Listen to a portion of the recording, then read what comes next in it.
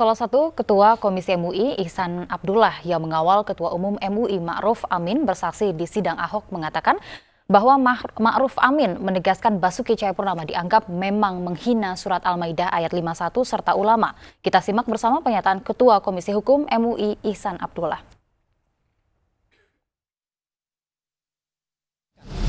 Ya, agar jaksa bisa aktif memprotek. Bayangkan kalau di Amerika, obstruction itu, ya kan, disampaikan kepada hakim. Ini diam, dibiarkan. Padahal saksi hadir ini atas permintaan jaksa untuk membantu jaksa, membantu masyarakat dalam rangka mengungkap terjadinya tindak pidana atau tidak, kan begitu. Nah, ini kelalaian dari jaksa. Dan hakim juga tidak melihat bagaimana seorang yang usia 73 tahun dibiarkan 7 jam memberikan kesaksian. Ini bukan terdakwa pesakitan, ini memberi saksi. Sekiranya cukup, apakah kalau 40 saksi yang pengacara yang hadir di sana semua menanyakan sampai malam, adil nggak itu? Bener nggak itu pengadilan seperti ini? Nah, saya kira itu menjadi catatan, ya, koreksi buat penyelenggara pelaksanaan hukum di Indonesia, ya, bahwa persidangan juga harus melihat, ya, membatasi apakah mungkin kalau misalnya saudara terdakwa menghadirkan 40 pengacara, harus 40 pengacara hadir dan memberikan kesaksian. Kan bisa diwakilin. 5 orang, 10 orang bisa dibatasi. Ada langkah berikutnya Pak dari Komisi Hukum? Ya, tentu kami akan berprotes ke Mahkamah Agung. Ini tindakan yang tidak manusiawi, ya, memeriksa saksi dengan cara seperti ini. Saya kira itu menjadi kewajiban. Pemirsa, kami akan membahas berbagai polemik di persidangan kasus dugaan penistaan agama dengan terdakwa Basuki Cahayapurnama kemarin, dan kita sudah bersama dengan narasumber yang sudah hadir. Di samping saya ada Mas Redim Oktofudin, Ketua Hubungan Bidang Antar Lembaga dari GP Ansor. Selamat siang. Siang, Mbak. Terima kasih sudah hadir di sini. Kemudian di sebelah lagi ada Mas Heri Firmansyah, pakar hukum pidana. Selamat siang. Selamat siang, Assalamualaikum. Waalaikumsalam warahmatullahi wabarakatuh. Terima kasih sudah hadir. Dan di samping saya sudah ada Pak Ihsan Abdullah, Wakil Ketua Komisi Hukum dan juga Perundang-undangan. Terima kasih sudah hadir di sini, dan kita juga masih menunggu kedatangan dari kuasa hukum terdakwa Basuki Cahayapurnama, yaitu Sira Prayuna, yang masih dalam perjalanan menuju ke sini. Dan kita bahas ini terkait dengan polemik yang terjadi pada persidangan kemarin. Kemarin posisinya Pak Ihsan menemani begitu ya, Ketua Umum MUI di sana di persidangan. Saya jelaskan bahwa saya memang mendampingi beliau, dan sebelum berangkat ke pengadilan sebagai saksi, itu kan kami sudah merapatkan semua antisipasi kebaikan dan keuntungannya, karena kami sudah menyiapkan kesaksian tertulis dalam bahasa hukum, ada pakar kita namanya affidavit. Jadi beliau tidak perlu hadir, nggak masalah, karena sudah kami siapkan keterangan tertulis.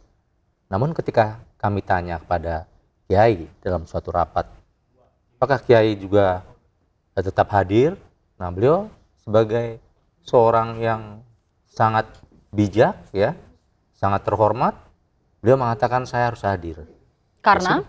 Ya, untuk memberikan penjelasan dan keterangannya. Karena BAP itu kan tertulis. BAP kemudian menjadi berbicara, mengungkap fakta apabila saksi dihadirkan, kan gitu. Dan itu ada permintaan jaksa. Nah, sehingga kami hadirlah.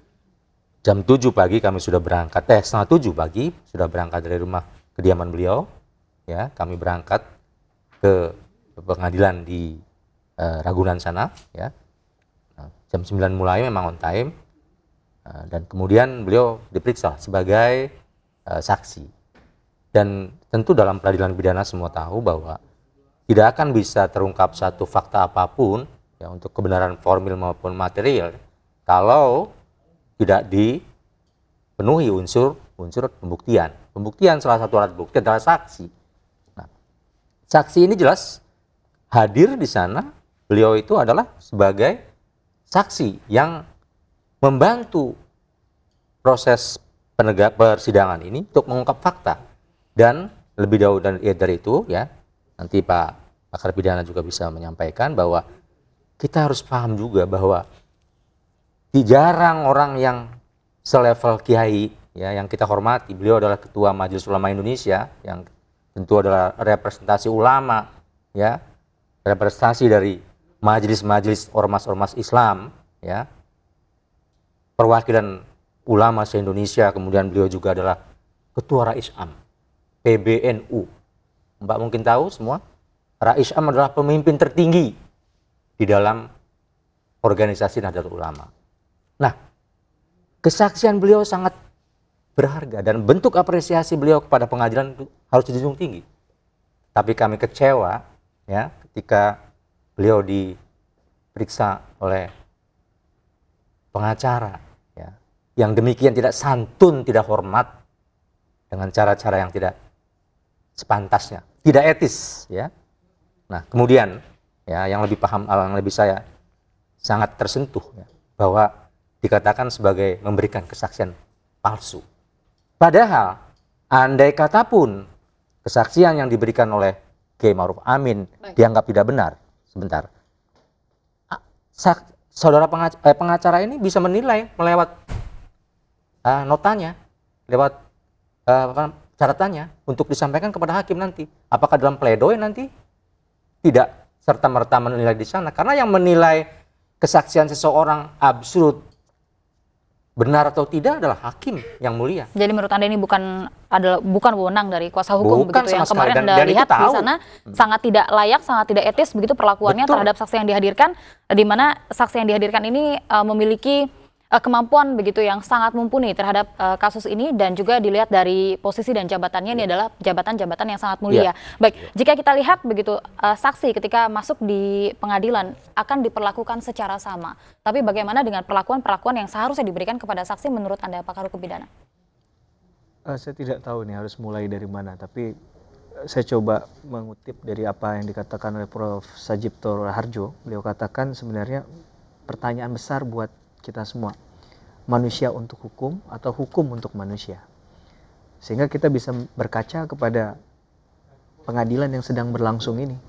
Kalau memang sebenarnya hukum itu yang diciptakan untuk manusia, maka hukum tadi harus bernilai kemanusiaan.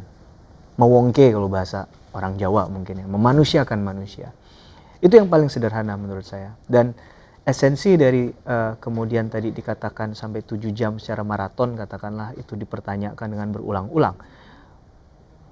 Saya tidak tahu apakah itu substansi yang dikejar atau mengejar konsistensi saja. Tapi kalau konsistensi pun sebenarnya tadi sudah benar apa yang dikatakan Pak Ihsan, bahwa boleh saja nanti itu jadi catatan pendapatnya saja. Banyak hal kok yang bisa memang untuk membuat kesaksian ini menjadi terang benderang dengan cara yang sesuai dengan koridor hukum. Saya khawatir kalau ini kemudian dipertontonkan dan terus dilaksanakan, maka akan merusak praktik hukum acara kita secara keseluruhan. Walaupun mungkin saja di belahan Indonesia lain hal ini terjadi, hal semacam ini, sehingga blessing in disguise menurut saya. Dengan hal semacam ini menjadi membuka cakrawala berpikir kita bahwa ketika kita ingin menegakkan hukum pun dengan cara yang tidak boleh melanggar hukum. Orang lain juga punya hak asasi, apalagi dengan kapasitas beliau yang umurnya sudah lanjut gitu ya, 73 tahun ya Pak ya. Saya rasa itu dikembalikan ke rasa kemanusiaan dulu. Tapi dalam konteks tadi menyatakan seseorang ini palsu atau tidak memberikan keterangan, mohon maaf atas, harus saya katakan bahwa apa yang dikatakan oleh kuasa hukum Pak Ahok kali ini offside sekali. Tidak boleh hal itu disampaikan di luar persidangan juga, karena apapun fakta persidangan, pembuktian itu yang bernilai hanya di persidangan saja. Di luar dari konteks itu akan diabaikan dan tidak mempunyai nilai kekuatan pembuktian. Di sisi lain, banyak sekali ketika kita bicara tentang kasus ini, selalu ada statement yang kemudian dikaitkan dengan politisasi.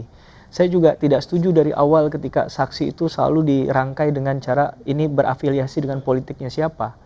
Karena kalau memang sudah terang benderang, memang ini sudah dinafikan, tidak boleh dinafikan bahwa kasus ini sudah masuk ke ranah persidangan. Maka sudah clear dia di tahap penyidikan, sudah clear di tahap kejaksaan, tinggal bagaimana membuktikan di persidangan. Kembali lagi ke substansi begitu ya, masalah yang tengah dibahas di persidangan. Kalau kita kembali ke masalah itu berarti kita kembali ke belakang.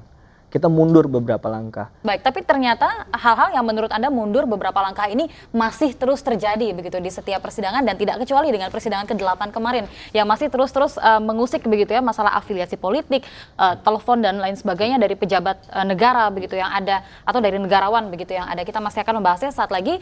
Pemirsa, kami akan kembali di Special Report usai jeda.